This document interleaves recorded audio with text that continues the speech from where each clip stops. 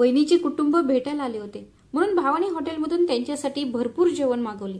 रीना ही एक विधवा होती. घरी काही अन्न शिजले नव्हते, त्यामुळे रीनाची लहान मुले उपाशी होती. पण फ्रीज लॉक केले होते. मग तिने असहाय्यपणे वहिनीला मुलांसाठी जेवण देण्यास विनंती केली. तेव्हा तिच्या भावाने सर्वांसमोर तिला फटकारले, तिला चापट मारली आणि घराबाहेर हाकलून लावताना म्हणाला, पाहुण्यांसमोर जेवण मागून तू माझा अपमान केलास. आता माझ्या घरातून ताबडतोब निघून जा.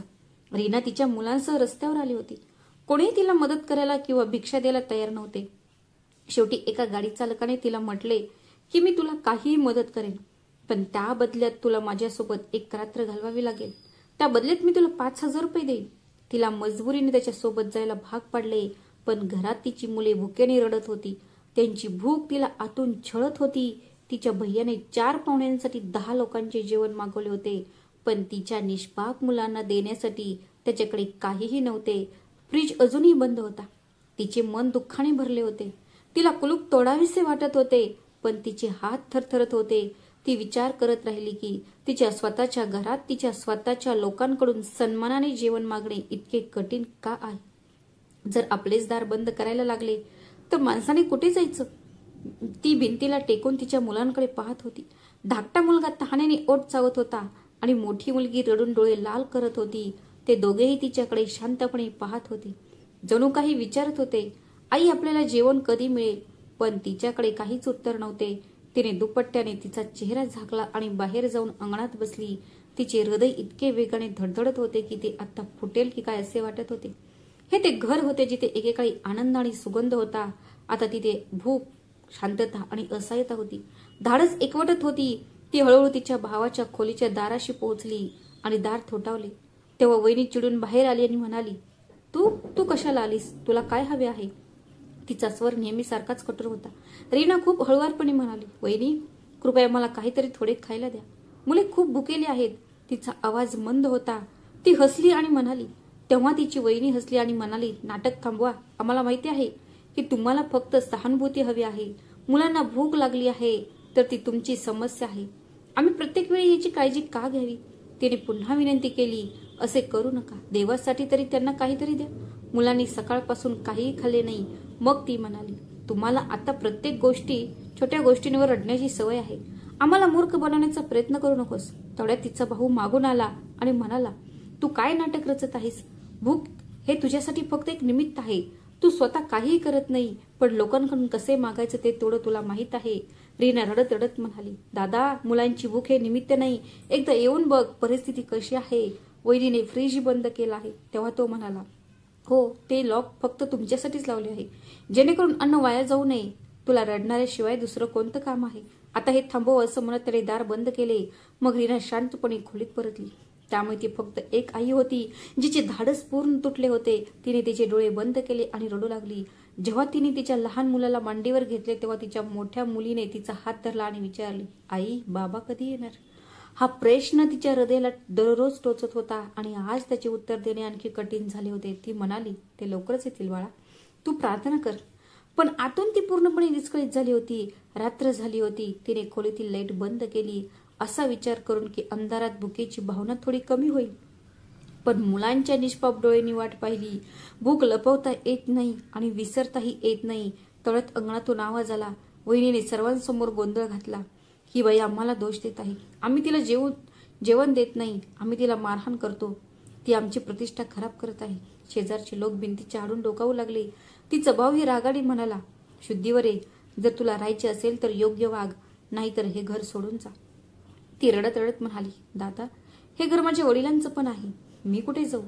म्हणून ती ओरडली. आवाज खूप मोठा होता, पण ती अशक्त होती. हे ऐकून तिच्या वहिनीचा राग गगनाला भिडला. ती रागात आली आणि तिच्या मुलांना खेचून घेतले. ती पुढे सरकताच तिने त्यांना ढकलून दिले. तिच्यासोबत तिची मुलेही जमिनीवर पडली. हे पाहताच रीनाचे हृदय किंचाळले. ती मोठ्या आवाजात म्हणाली, बस झालं वहिनी, आता पुरे झाले. मग तिने तिची बॅग घेतली आणि मुलांना घेऊन जायला दार उघडले आणि बाहेर पडली. बाहेर खूप अंधार होता. जणू तो रात्रीचा अंधार तिला मिठीत घेत होता. पण हे सर्व दृश्य पाहूनही भाऊ गप्प राहिला.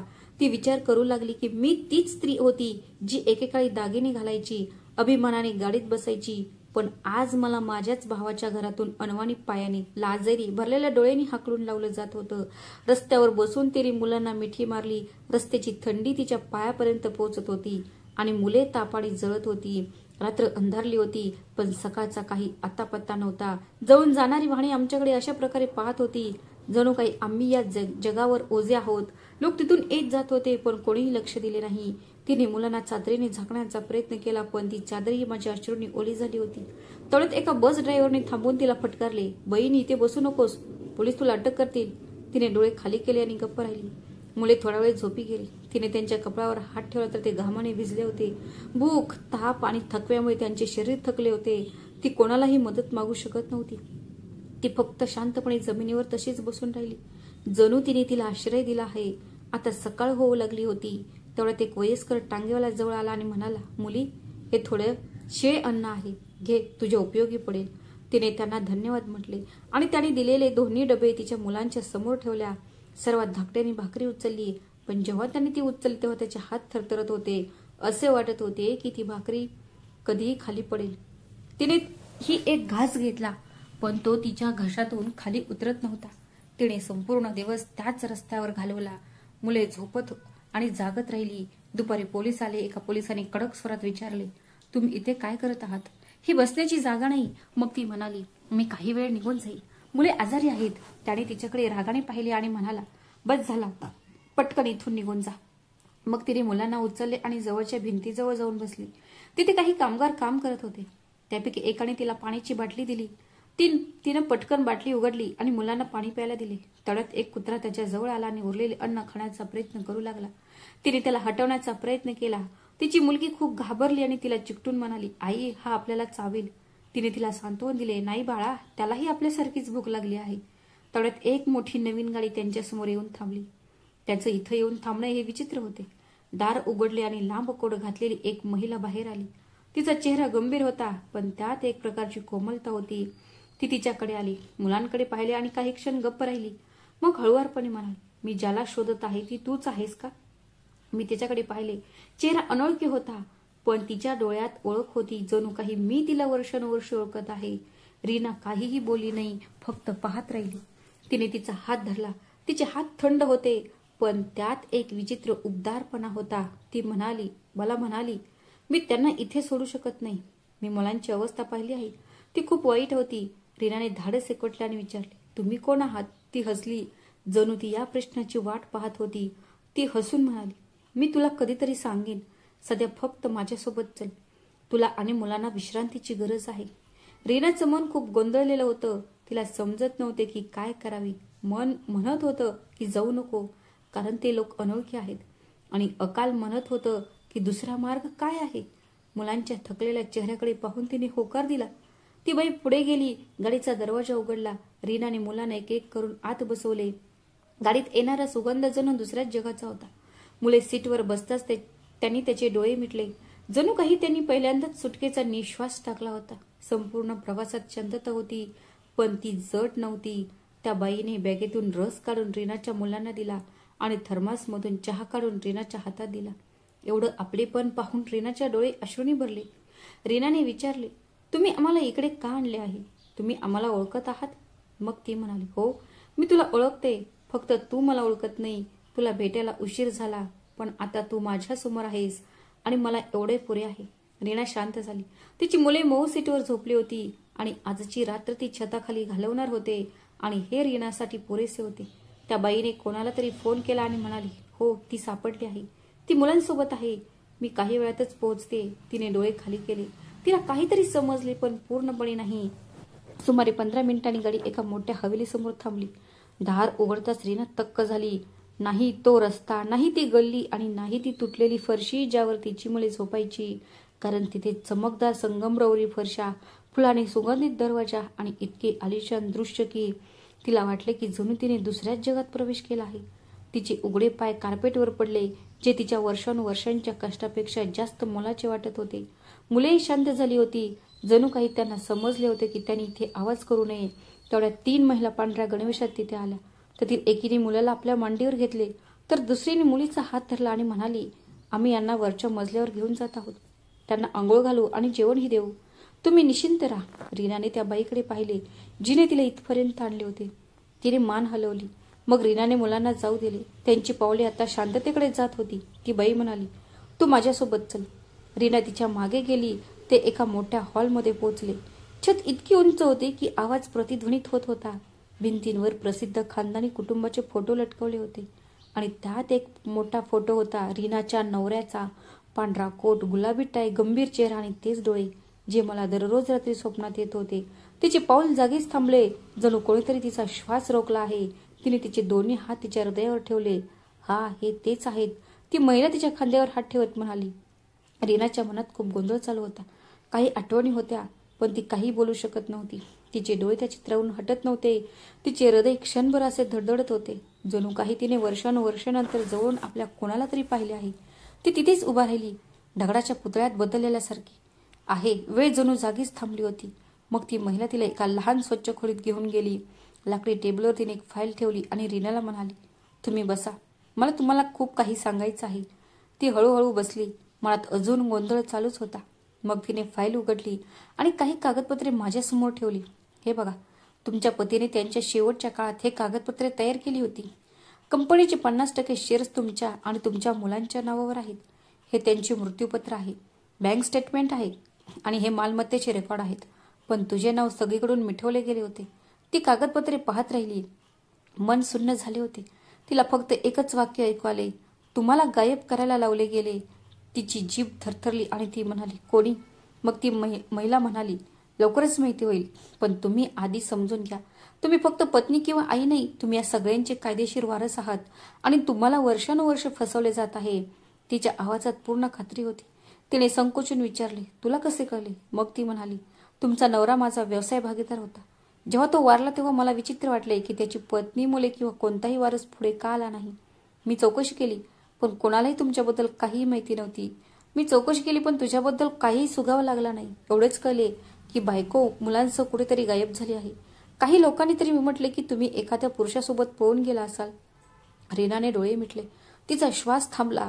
मग ती महिला म्हणाली, मला खात्री होती तो तुझ्यावर खूप प्रेम करत होता आणि तुम्ही हे कधीच करू शकत नाही. मग मी तुला शोधू लागली. मी तुझ्या जुन्या घरी गेली, पण तिथे दुसरेच कोणीतरी राहत होते. नवीन पत्ता कोणालाही माहीत नव्हता.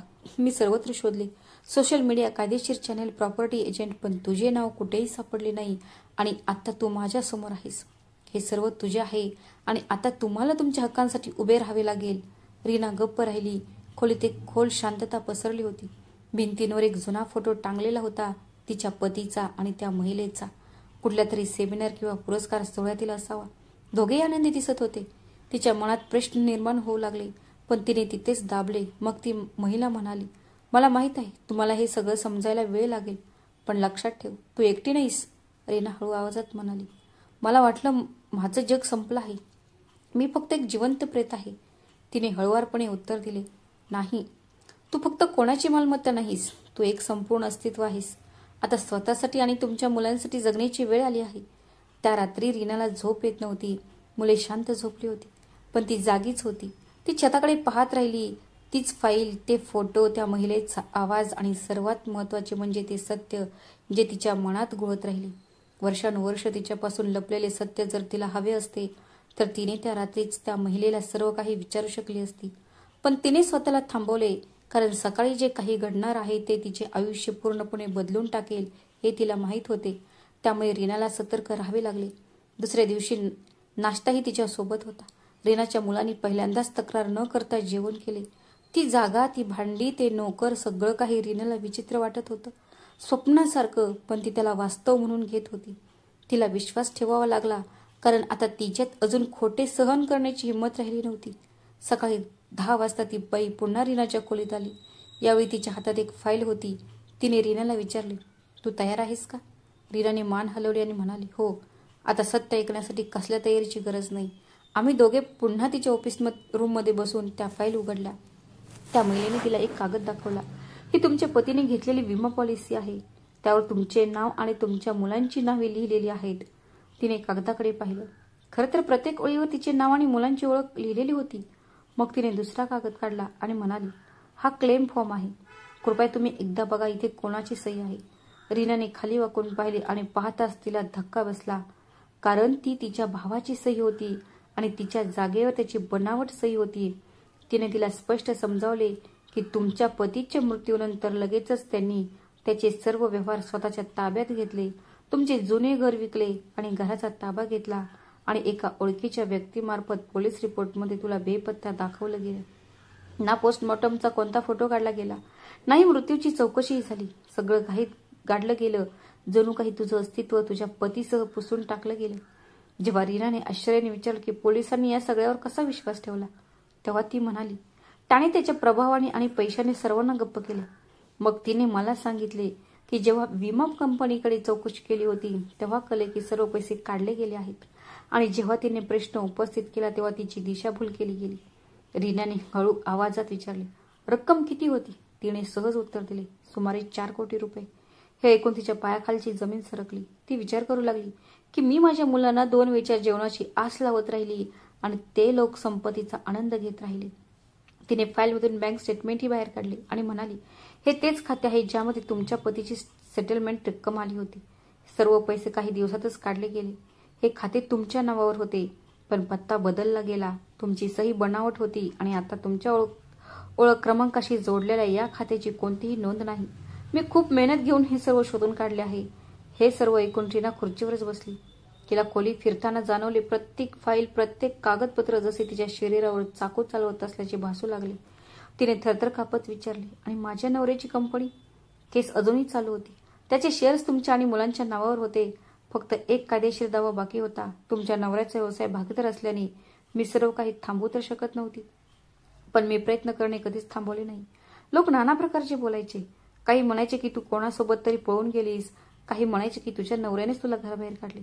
एका वकिलांनी तर म्हटले होते की अशा महिला पैशासाठी काही करू शकतात. त्यावेळी पहिल्यांदाच रागाने तिने तिचे हात घट्ट आवळले. पहिल्यांदाच तिला स्वतःवर एवढा राग आला होता, पण तो राग तिने अश्रूंनी व्यक्त केला नाही, तर तिच्या मनात साठवला. तिने ठरवलं की ती आता गप्प बसणार नाही. ती हसत म्हणाली, मला माहिती होतं की तू असं काही म्हणशील, म्हणूनच मी सगळं तयार ठेवलं आहे. उद्यापासून आपण कायदेशीर कारवाई सुरू करू, पण त्याआधी तुम्हाला तुमची ओळख आणि मुलांची माहिती उघड करावी लागेल. पुन्हा कागदपत्रे काढावी लागतील. ती ठामपणे म्हणाली, मी तयार आहे. आता माझ्या मुलांचे भविष्य धोक्यात आहे आणि मी त्यांच्या हक्कांसाठी लढेन. तिने तिचा हात धरला आणि म्हणाली, आपण लढाई एकत्र लढू. त्या क्षणी तिला वाटले की ही महिला फक्त त्यांची बिझनेस साथीदार नाही, तर माझी लढाईची साथीदार सुद्धा आहे. तिचे डोळे पाणावले, पण पहिल्यांदाच ते अश्रू कमकुवतपणाचे लक्षण नव्हते, तर ताकदीचे लक्षण होते. तिने तिचं नाव, तिची ओळख आणि तिचा आवाज परत घेण्याची शपथ घेतली. आता प्रत्येक श्वास आणि प्रत्येक पाऊल एक लढाई होती. प्रथम मुलांना सुरक्षित ठेवण्यात आले. त्यांना घराच्या एका वेगळ्या भागात ठेवण्यात आले, जिथे एक नर्स, मानसशास्त्रज्ञ आणि शिक्षक त्यांची काळजी घेत होते. त्याच्या आरोग्यासाठी योग्य आहार, मानसिक शांती आणि शिक्षणाची व्यवस्था करण्यात आली. त्यानंतर ती स्वतः बदलू लागली. पहिली गोष्ट म्हणजे कायदेशीर कागदपत्रे पुनर्संचयित करणे. ती ऑफिसमध्ये गेली, ओळखपत्र पुन्हा बनवले, मुलांचे फॉर्म काढले आणि तिच्या पतीचा मूळ मृत्यू प्रमाणपत्र मिळवले. हे सर्व सोपे नव्हते, पण तिची टीम तिच्यासोबत सर्वत्र होती. प्रत्येक सही, प्रत्येक बोटाचे ठसे, प्रत्येक फोटो तिला पुन्हा जिवंत करत होता. त्यानंतर त्यांनी पुरावे गोळा करायला सुरुवात केली. सर्वात महत्त्वाचे म्हणजे कंपनीचे खरे रेकॉर्ड आणि सत्यता सिद्ध करणे. यामध्ये आम्हाला जुन्या अकाउंट, विमा कंपनीचे अधिकारी इत्यादींना बोलवावे लागले. निवृत्त अधिकाऱ्यांनी आणि परिसरातील काही ओळखीच्या लोकांनी मदत केली. या दरम्यान आम्ही प्रकाशला भेटलो. तो तिच्या पतीचा ड्रायव्हर होता आणि तोही वर्षानुवर्ष बेपत्ता होता. तो आला आणि म्हणाला, दीदी, मी ते माझ्या स्वतःच्या डोळ्यांनी पाहिले. त्या स्वाक्षऱ्या तुमच्या नव्हत्या. सर्व काही माझ्यासमोर घडले. मला धमकी देण्यात आली की जर मी खरे सांगितले तर माझ्या कुटुंबाला अटक केली जाईल. मी गप्प राहिलो, कारण त्यामुळे माझ्या कुटुंबाचे नुकसान होईल. आम्ही त्याची साक्ष नोंदवली. मग आम्ही सर्वात नाजूक पाऊल उचलले. वहिनीचा फोन रेकॉर्ड केला. ती अनेकदा संध्याकाळी तिच्या पतीशी फोनवर बोलत असे. आमच्या टीममधील एका तज्ज्ञाने त्यांच्या नोकराकडून त्यांचा जुना नंबर मिळवला आणि त्यांना त्या नंबरवर कॉल करायला लावला. सॉफ्टवेअरच्या मदतीने तो कॉल रेकॉर्ड झाला. त्या कॉलमध्ये वहिनीला विचारण्यात आले होते की, ऐक ना, तू फ्रीज का बंद केला होतस? मग वहिनीचा आवाज आला, तुम्हाला माहिती आहे, जर मी तो बंद केला नसता तर ती बाई कधीच घराबाहेर पडली नसती. मला माहिती होते की ती आई भुकेल्या मुलांसाठी नतमस्तक होईल आणि आपल्याला तिला बाहेर फेकून द्यावे लागेल. जे आपण केले. आता ती गेली आहे आणि आपण शांतपणे जगू शकतो. आता आपण तिच्या पैशाचा खूप आनंद घेऊ. हे ऐकून रीनाचे हात थरथर कापले. तिनं मोबाईलची स्क्रीन बंद केली, पण तो आवाज तिच्या मनात घुमत राहिला. रेकॉर्डिंग पूर्ण झाल्यानंतर तिने ते तिच्या वकिलाला दिले. हा असा पुरावा होता की कोणीही नाकारू शकत नव्हते, कारण ते त्याच्याच तोंडून आलेले सत्य होते. दुसऱ्या दिवशी तिने बऱ्याच वर्षांनी पहिल्यांदा तिच्या भावाला फोन केला. तो ऐकताच त्याने माझा आवाज ओळखला आणि विचारले, तू कुठून फोन करत आहेस? मी उत्तर दिले, तिथूनच जिथून तू मला संपवण्याचा प्रयत्न केला होता. पण मी वाचलो आणि आता मला सर्व काही माहिती आहे. विम्याबद्दल पैसे, बनावट सही आणि फ्रीजला लावलेले कुलूप, सगळं. मग तो रागाने म्हणाला, काय मूर्खासारखं बोलत आहे आणि हे सर्व तू कोणाच्या सल्ल्याने बोलत आहे? मग ती ठामपणे म्हणाली, माझ्याकडे पुरावे आहेत आणि कायदेशीर कारवाई सुरू झाली आहे. आता न्यायालय निर्णय देईल. तो काही वेळ गप्प राहिला आणि मग म्हणाला, तुला माहिती आहे का तू कोणाशी वैर घेत आहेस? तिने फोन डिस्कनेक्ट केला आणि मनात विचार केला, जेव्हा एक आई न्यायासाठी उभी राहते तेव्हा कोणतेही षडयंत्र तिच्या समोर टिकू शकत नाही. दुसऱ्या दिवशी सकाळी सुरक्षा रक्षकांनी कळवले की एक वाहन जबरदस्तीने गेटमधून आत जाण्याचा प्रयत्न करत आहे. कॅमेऱ्यात स्पष्ट दिसत होते की तो तिचा भाऊ आहे आणि त्याच्यासोबत आणखी एक व्यक्ती आहे. सुरक्षा रक्षकांनी त्यांना थांबवले आणि पोलिसांना कळवले. पोलीस येताच दोघांनाही अटक करण्यात आली.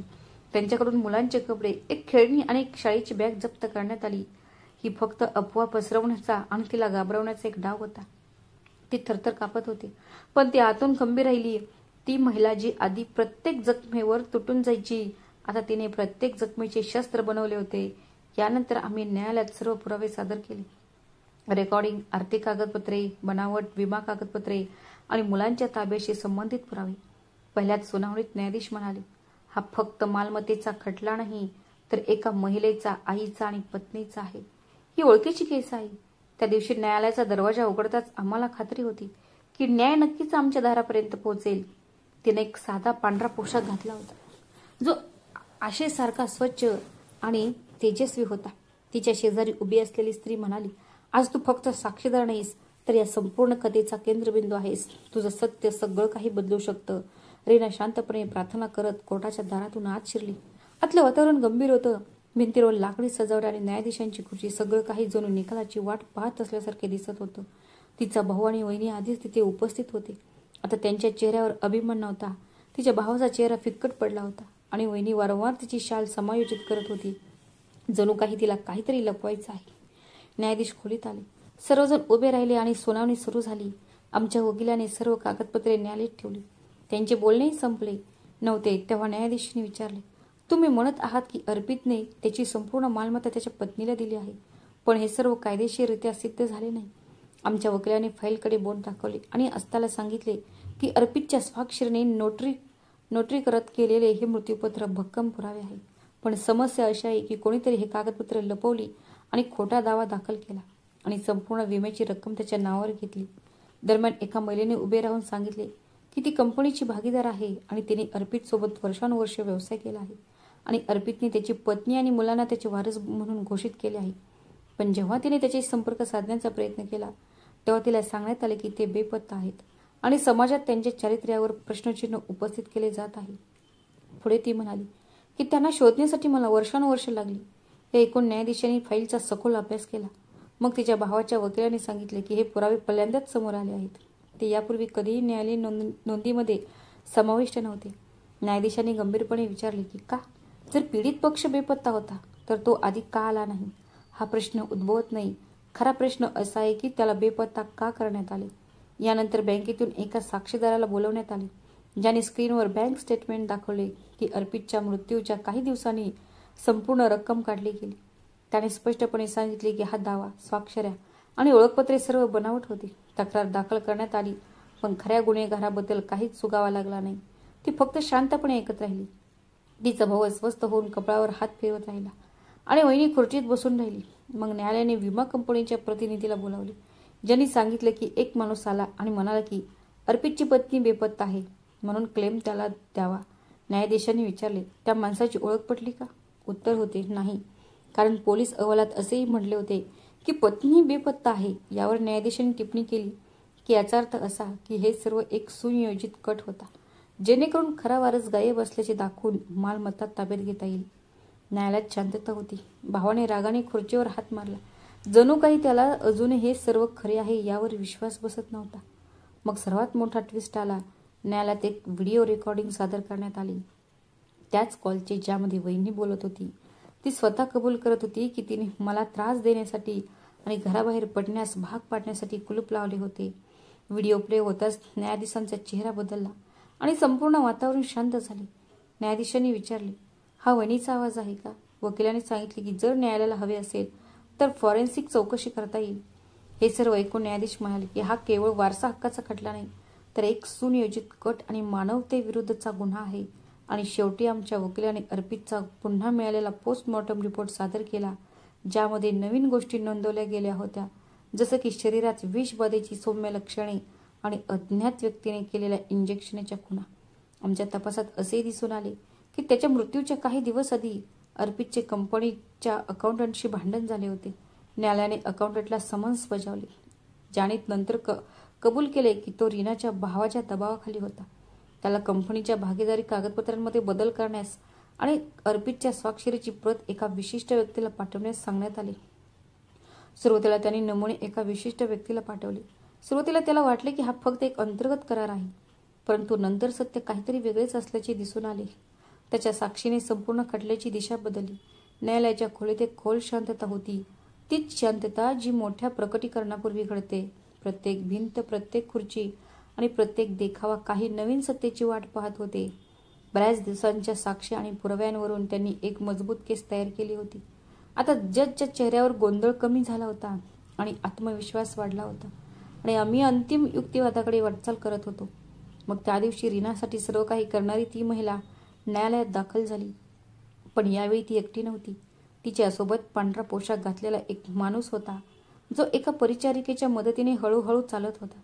त्याच्या चालण्यात अशक्तपणा स्पष्ट दिसत होता, जणू काही तो दीर्घ आजार आणि दुःखातून गेला आहे. त्याच्या चेहऱ्यावर जीवनाची थोडीशी चमक होती, पण तो प्रकाश अजूनही त्याच्या डोळ्यात पूर्णपणे परतला नव्हता. तो दाराच्या जवळ येताच रीनाचा श्वास थांबला. काही क्षणांसाठी तिचे डोळे स्थिर झाले आणि मग तिचे हृदय जोरात धडधडू लागले. ती उभा राहिली, मुलांना जवळ बोलवले. मोठ्या मुलीने तिचा हात धरला आणि विचारले, आई, हे कोण आहे? ती काहीही बोलली नाही, फक्त तिच्या डोळ्यांनी त्या दिशेने इशारा केला. तो माणूस गर्दीतून हळूहळू तिच्या जवळ आला. ती बाई रीनाच्या कानात हळुवारपणे कुजबुजली, हा तोच आहे ज्याच्यासाठी तू वर्षानुवर्ष रडत होती. हा तुझा नवरा आहे. तिने तिच्या चेहऱ्याकडे अविश्वासाने पाहिले. काळाने तिच्या चेहऱ्यावर आपले ठिणके सोडले होते, पण ते डोळे ती कधीच विसरू शकत नव्हती. त्याने तिच्या मुलांकडे पाहिले. अचानक तिच्या मनात एक ठिणगी पडल्यासारखे वाटले. त्याचा श्वासोच्छ्वास वेगवान झाला आणि तो बडबडला. हा आवाज, ही मुले, त्याची पावले वेगवान झाली. तो अडखळला पण थांबला नाही. तो तिच्या मुलासमोर थांबला, खाली वाकला आणि त्याचा चेहरा हातात धरला. रीनाच्या मुलाने तिच्याकडे आश्चर्याने पाहिले आणि म्हणाला, आई, हे मला माझ्या नावाने कसे ओळखतात? तीही मागे हटली नाही, पुढे सरकली आणि हळू आवाजात म्हणाली, हे तुझे वडील आहेत. त्या क्षणी सगळं सिद्ध झाल्यासारखं वाटलं. तिचा आवाज ऐकून तो थक्क झाला. त्याच्या डोळ्यातून अश्रू वाहू लागले आणि तो म्हणाला, तू तू जिवंत आहेस. मला वाटलं होतं की तुम्ही सर्व निघून गेला आहात. असं म्हणत त्याने तिला मिठी मारली. तिनेही त्याला त्याच्या मिठीत घेतले. अशक्तपणा होता पण जोश जिवंत होता. रीनाने त्याला असे धरले जणू काही हरवलेला पक्षी त्याच्या घरट्यात पुन्हा परतला आहे. मुलेही त्याचे पाय धरून बसली आणि पहिल्यांदाच तिने तिच्या मुलांना इतक्या कोणाला तरी घट्ट मिठी मारताना पाहिली. त्या मोठ्याने ओरडत होती, बाबा, बाबा. न्यायालयात पूर्ण शांतता होती. न्यायाधीश त्याच्या खुर्चीवर बसले होते. सर्वजण पुढे वाकून हे दृश्य पाहत होते. कोणीही कोणताही प्रश्न विचारला नाही. जणू काही सर्वांना हे समजले होते की अर्पितचे परत येणे कोणत्याही साक्षीपेक्षा जास्त महत्वाचे आहे. मग त्या महिलेने न्यायाधीशांकडे या व्यक्तीने त्याचे म्हणणे मांडावे अशी परवानगी मागितली. न्यायाधीशांनी होकार दिला आणि अर्पितला खुर्ची देण्यात आली. त्याने डोळे वर केले आणि तो हळूहळू बोलू लागला, माझे नाव अर्पित आहे. मी या कंपनीचा CEO होतो. मला असे वाटायला लावले गेले होते की मी मृत आहे, पण सत्य हे आहे की मी जिवंत आहे. माझा तथाकथित मृत्यू हा अपघात नव्हता, तर एक कट होता. माझ्याच लोकांनी मला मार्गावरून हटवण्यासाठी एक इंजेक्शन दिले होते, ज्यामुळे मी मरेल. माझ्या स्मरणशक्तीवर परिणाम झाला आणि मला अनेक आठवडे बेशुद्ध ठेवण्यात आले. न्यायाधीशांनी विचारले, तुम्हाला आठवते का ते लोक कोण होते? अर्पितने डोके टेकवले आणि नंतर म्हणाला, ते माझे मेवणी आणि त्याची पत्नी होती. हे ऐकून न्यायालयात एक स्फोट झाला. न्यायाधीशांनी पेन खाली केला आणि सर्वांच्या नजरा त्या मेवण्यावर आणि त्याच्या बायकोवर खेळल्या. दोघेही खुर्च्यांवर ताट बसले. वहिनीने हात जोडण्याचा प्रयत्न केला, पण न्यायाधीशांनी लगेच तिला अडवली आणि सांगितले की न्यायालयात असे कृत्य सहन केले जाणार नाही. अर्पित पुढे म्हणाला, मला एका खाजगी क्लिनिकमध्ये ठेवण्यात आले होते, जिथे माझी सर्व कागदपत्रे गायब करण्यात आली आणि माझ्याबद्दल खोट्या गोष्टी पसरवण्यात आल्या. काही कर्मचाऱ्यांना माझी दया आली आणि त्यांनी एका सामाजिक संस्थेमार्फत माझ्या जोडीदाराला कळवले. दीर्घ उपचारानंतर माझ्या मुलांचा आवाज ऐकताच माझ्या सर्व आठवणी परत आल्या. त्यांचे शब्द ऐकून तिनं मनातल्या मनात देवाचे ते आभार मानले. तिने ते फक्त देवाकडे न्याय मागितला होता, पण त्याने तर तिचा नवराही परत दिला होता. न्यायाधीशांनी सुनावणी काही काळासाठी पुढे ढकलली, जेणेकरून आम्ही स्वतःला शांत करू शकू. आम्ही बाहेर येताच माध्यमांनी आमच्यावर प्रश्नांचा भडीमार केला, पण त्या महिलांनी सर्वांना गप्प राहण्याचे संकेत दिले आणि म्हणाली, आज आपण न्यायपालिकेचे आभार मानत आहोत. एका पत्नीने न्याय मागितला होता आणि तिला न्याय आणि हक्क मिळाले. आता कायदा बोलेल. रीनाच्या पतीला सुरक्षित गाडीतून नेण्यात आले. मुलाने त्याचा हात धरला होता. मुलगी पण त्याचा शर्ट वारंवार धरत होती. जणू काही तिला भीती वाटत होती की तो पुन्हा निघून जाईल. मुलगा त्याच्यासोबत पावले टाकून चालत होता. जणू काही त्याला या काही तासात वर्षानुवर्ष झालेल्या नुकसानीची भरपाई करायची होती. आम्ही सगळे त्याच्यासोबत आपापल्या घरी परतलो. कालपर्यंत जे घर फक्त कागदपत्रावर आमचे होते, ते आज प्रत्यक्षात आमचे वाटले. त्याला विश्रांतीसाठी एका वेगळ्या खोलीत नेण्यात आले. ती संपूर्ण रात्र त्याचा हात धरून त्याच्यासोबत बसली. तू हे सर्व कसे सहन केले असते? त्याने रीनाला विचारले. मग रीना म्हणाली, कारण मला खात्री होती की एके दिवशी तुला सगळं काही आठवेल. माझा फक्त माझ्या मुलांवर आणि देवावर विश्वास होता. तो गप्प राहिला, मग म्हणाला, आता मी सगळं ठीक करेन. मी उत्तर दिले, आता आपल्याला काही ठीक करण्याची गरज नाही. आपल्याला फक्त आपल्या मुलांसोबत आणि आपल्या सत्यासोबत जगायचं आहे. त्या क्षणी रीनाला असं वाटलं की जणू तिचं संपूर्ण आयुष्य परत आलं आहे. न्यायालयात जे घडलं ते कायद्याचा चमत्कार होता, पण देवाने माझ्यासाठी जे लिहिले होते ते कोणत्याही न्यायालयाच्या अवक्याबाहेर होते. नाते जेव्हा तुटले होते तेव्हा माझ्या शरीराचा एक भाग मेला होता, पण सत्य जिवंत होते. आणि सर्वात महत्त्वाचं म्हणजे माझा नवरा जिवंत होता. हे परतणे केवळ एका व्यक्तीचे नव्हते, तर आमच्या आयुष्याचे सुद्धा परतणे होते. ती न्यायालयातून बाहेर पडताच तिला असे वाटले की तिच्या आयुष्याचा हिशोब चुकता झाला आहे. जेव्हा न्यायाधीशांनी कंपनीची सर्व मालमत्ता, संसाधने आणि कायदेशीर शेअर्स पत्नी आणि मुलांना हस्तांतरित करण्याचा निर्णय दिला, तेव्हा तिचे सत्य सिद्ध झाले. तिने तिच्या पतीचा हात धरला, मुलांकडे पाहिले आणि आतून देवाचे आभार मानले. हा न्याय उशिरा झाला, पण तो पूर्ण झाला. आता ते घर फक्त एक इमारत राहिलेले नव्हते, तर त्यांचे आश्रयस्थान बनले होते. तिने तिच्या भागीदारासोबत व्यवसाय सांभाळायला सुरुवात केली. पूर्वीपेक्षा अधिक सौम्यतेने आणि साधेपणाने. मुलेही पुन्हा शाळेत जाऊ लागली. मुले आपल्या बाबांसोबत खूप मस्ती करू लागले आणि ती स्वयंपाकघरात उभी राहून त्यांचे आवाज ऐकत असे आणि त्यामुळे तिचे हृदय शांततेने भरून जायचे. पण दररोज रात्री जेव्हा शांतता असायची, तेव्हा तिच्या मनात तेच जुने विचार यायचे, जे हिशोब चुकता होण्यापूर्वी येत असे. 6 महिने उलटून गेले. या महिन्यात मी कोणाशीही बोललो नाही किंवा कोणाचाही समाचार घेतला नाही. पण एके दिवशी रेखा, जी पूर्वी तिच्या वहिनीच्या घरी मोलकरीण होती, ती घराबाहेर आली. मी तिला आत बोलवले. ती अस्वस्थ होती आणि तिच्या हातात एक लिफाफा होता. तिने विचारले, काय झाले? मग ती हळुवारपणे म्हणाली, दीदी, तिची तब्येत खूप वाईट आहे. ती कर्जबाजारी आहे आणि घरमालकानेही तिला नोटीस दिली आहे. मी काहीच उत्तर दिले नाही. मग ती पुढे म्हणाली, तुमचा भाऊ तुरुंगात आहे. आता तिला कोणाचाही आधार नाही. मुलांनी शाळा सोडली आहे आणि त्यांची फी भरण्याचा कोणताही मार्ग नाही. ज्या लोकांशी पहिले चहा पीत पीत गप्पा मारायची, ते आता दारही उघडत नाहीत. असे बोलून ती निघून गेली. 3 दिवसांनी रीना त्याच दारावर पोहोचली, जिथून तिला अपमान करून हाकलून लावले होते. तोच दरवाजा जो एकेकाळी तिच्या अपमानाचे चिन्ह होता, तोच आज तिच्या निर्णयाची साक्ष देणार होता. तिनं बेल वाजवली. दार उघडले आणि वहिनी तिच्या समोर उभी होती. तिच्या चेहऱ्यावर ना अभिमान होता, ना कसलेही तेज, फक्त थकवा आणि पराभव दिसत होता. रीनाला पाहताच ती काही पावले मागे सरकली. तिच्या डोळ्यात आश्चर्य होते आणि कदाचित थोडीशी लाजही होती. रीनाने डोळे खाली केले नाहीत. ती गप्प होती. मग रीना म्हणाली, मला ओळखलं का? ती हळुवारपणे म्हणाली, तू इथे का आली आहेस? आता तुला सगळं मिळालं आहे. मग रीनाने शांत स्वरात उत्तर दिले, मी सूट घेण्यासाठी नाही, तर हिशोब चुकता करायला आली आहे. तिने थरथरत्या आवाजात विचारले, कोणता हिशोब? रीना म्हणाली, तू माझ्या मुलांना उपाशी झोपायला भाग पाडले. तू त्यांना त्यांच्या अधिकारापासून वंचित केलंस. जर मला हवे असते तर मी तुझ्या मुलांसोबतही असंच केले असते. पण मी तुमच्या इतकी कठोर नाही. तिच्या डोळ्यातून अश्रू वाहू लागले. रीना पुढे म्हणाली, मी तुमचे कर्ज फेडले आहे. आता घर मालकदार ठोठावणार नाही. मुलांना शाळेतून काढण्याची गरज नाही आणि तुम्हाला कोणासमोर भीक मागण्याची गरज नाही. एवढं ऐकताच ती जमिनीवर बसली. जणू काही तिच्या पायाखालची जमिनीत सरकली आहे. रीना म्हणाली, तू माझ्याशी जे केलंस त्यानंतरही मी माझ्या मुलांसाठी लढली आहे. सूड घेण्यासाठी नाही. आता तुमची वेळ आहे. मुलांसाठी काहीतरी करा. नोकरी शोधा. त्यांना शिक्षण द्या आणि त्यांना ती प्रतिष्ठा परत द्या जी तुम्ही एकेकाळी हिरावून घेण्याचा प्रयत्न केला होता. ती डोके खाली करून रडत राहिली. रीना मागे हटली आणि स्वतःला म्हणाली, आता हे दार फक्त एक जागा नाही तर माझ्यासाठी एक धडा आहे आणि मला वाटते की तुम्हीही तुमचे जीवन सन्मानाने जगावे. रीना परत गेली. तिच्या मनावरचा भार हलका झाला. तिला माहीत होते की सर्व काही परत आणता येत नाही, परंतु एक गोष्ट निश्चित होती की तिच्या विवेकासमोर डोके उंच करून उभा होती आणि ती लढाई जिंकली होती. तर मित्रांनो, या कथेबद्दल तुमचे काय मत आहे कमेंट बॉक्समध्ये नक्की कळवा. श्री स्वामी समर्थ. धन्यवाद.